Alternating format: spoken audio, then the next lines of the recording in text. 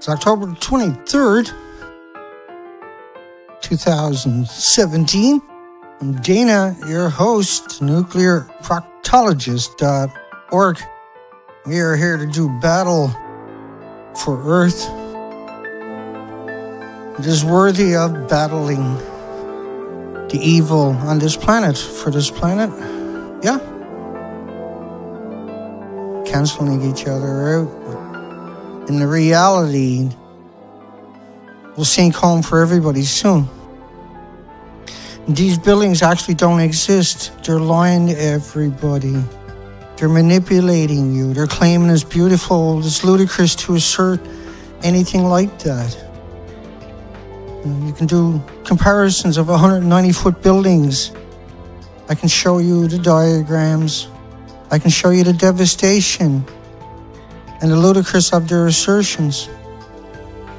You must fight for your life. You must fight for your future.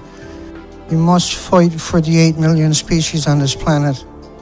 There's no middle ground here. We go all out or we lose everything. These buildings detonated 5 kilometers into the air. Models have been made showing the radioactive fallout. What is it about that the urgency is not visible? How is it that we can't have a conversation? It's because we entrusted to a handful of people to do our biddings when they turn out to be the worst thing that could ever happen to us. If it collapsed, it's bye-bye Japan and evacuate North America. Well, guess what? It collapsed. And guess what? It's bye-bye Japan, and we should have evacuated North America. But people like Arnie Gunnarsson and crew are the reason we never got the opportunity to fight for our future anyway. Japan's Prime Minister Shinzo Abe somehow got elected again. Nobody can understand how that could happen. How could a monster get elected again? You see what David Suzuki said about a nuclear power plant going down? It's bye-bye Japan. From a power plant, it's bye-bye Japan. And evacuate North America from a power plant. He wasn't kidding either. Plagued by corruption. Plagued. No, not plagued by corruption. They're the very foundation of corruption. They're the very reason the rest of the planet now has to fight for their lives. It's because this piece of shit is back in control. Is that not the biggest betrayal? How come we're not down there bombing Japan? Shouldn't we be bombing Japan? Japan's a dead country. David Suzuki told you that, not me. But I already proved Japan's a done deal. And it'll take the rest of the planet with us. We should bomb them. Everybody should bomb. All countries should go after Japan and bomb it the fuck out of existence. And get it over with. Let's get rid of the planet where we're one big whoop. Shinzo Abe. So that means more nuclear waste, more lies, more posturing, more trying to sneak food into your country, more trying to get people to go back into the radiated communities so that they can't have a future. More deception. Well, it means the death of the planet, basically, with Shinzo Abe getting reelected. He doesn't care about anything on the planet, including himself. He cares about the nuclear industry. That's it. The military machine. All he cares about is misery. He doesn't have a good bone left in his body that I don't think he's ever had it. See this picture here? Every rock should be these colors. Loaded. Every rock on the coastline. Every single rock on the coastline should be loaded. And it's the same with all those starfish. Same with the highly colored starfish. The highly visible invertebrates in the tidal zones. But the idea of putting the people on the beaches is to remind me all the time that to tell you that you can fill the beach up with people, but you're still not going to find the species that are missing. You can fill that beach up with people, and you are not going to find those species to your left. This is an extinction event. It's an extinction event. And so at some point, this planet will wake up in the next couple of years. 20 million particles of radioactive iodine-131. Gee, I wonder if that's bad. So I can show you endless truth, and then they show you a single liar, and for some people that's good enough. Well, Dana, they showed me somebody who said everybody else was a liar. What are you talking about? How'd you get that stupid? Rain with 20 million particles of iodine-131. 20 million. In a liter. I'll kill the music for you.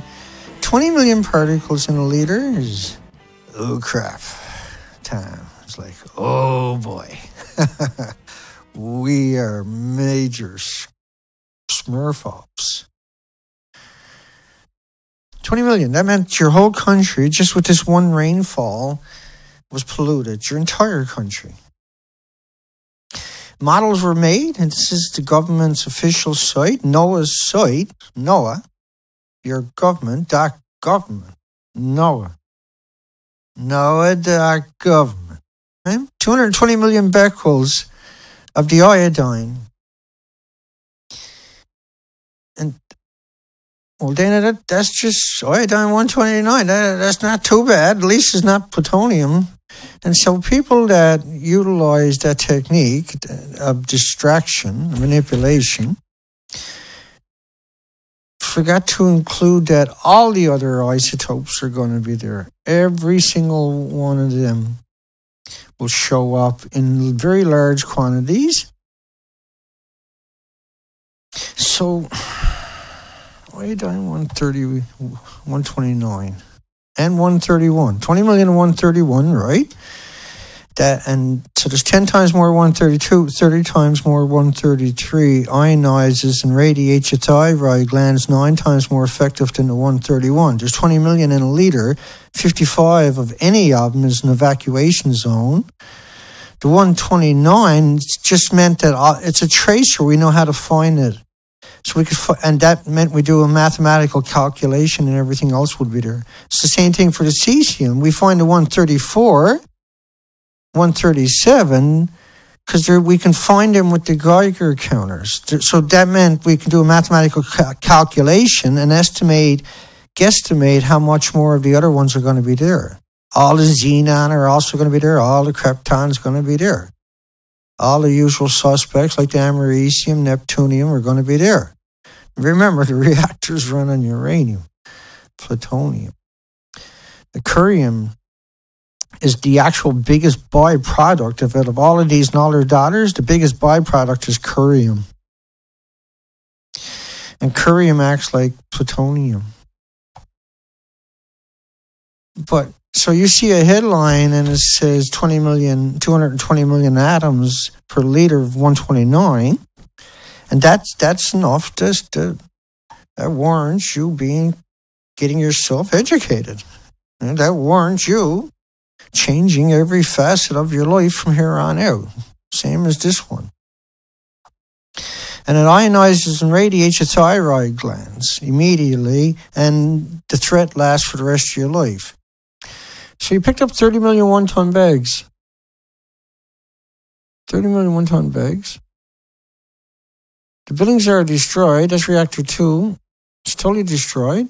Reactor 1, it caught fire, blew up, caught fire, blew up. Reactor 3 over there, there's no pools at the top of these buildings. This is the official picture pool that they were just talking about, TEPCO. So this is really why we've been brought here. Where I'm standing is on top of what used to be reactor building number 4. The whole of this building was blown apart by a huge explosion after the tsunami disaster. But down inside this pool behind me here is still a vast amount of nuclear. No, it doesn't even exist. It's not there to be seen. Nobody knows what they're talking about. They don't know what they're talking about. I don't know what they're talking about. And it doesn't really matter because that's the world that we live in, isn't it? All we can do is just try to have a conversation. 20 million particles of radioactive iodine per liter means no nuclear power plant should exist anywhere on the planet forever, for eternity. That we should all work together to solve this unbelievable, dire straits that we're actually in. Not pretend it doesn't exist and wait for the end, but to go fight with everything we got for a future for the other 8 million species. To pretend that it doesn't exist is a betrayal to ourselves. It's a betrayal to everything that we should stand for. If not us, then who? If not you, then who? If not me, then who?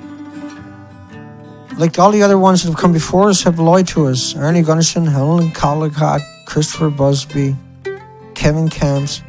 All the big names that are propagated out there and proliferating through the medias. All of these have tried to negate what we have done. They've tried to destroy what we have worked for. They have taken away the opportunity for a future for literally everybody on this planet. And we are not going to sit here in silence and take it from the chicken necks anymore. We're not going to let them run free with our planet and wreck everything that we covet. We're not going to stand by and pretend it never happened. And to watch my planet die in front of my own eyes, I can assure you, that gets me up. It makes me work twice as hard. And because not me, I've lived a very good life. It's everybody else and everything else. They don't deserve this.